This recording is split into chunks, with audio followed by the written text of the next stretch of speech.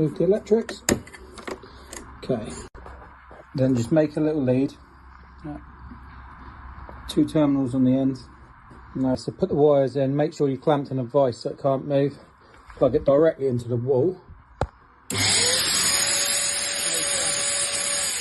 Motor successfully tested. The motor is actually okay, and there's the electronics module in this. 4 screws, that pops out, and this all changes as one piece.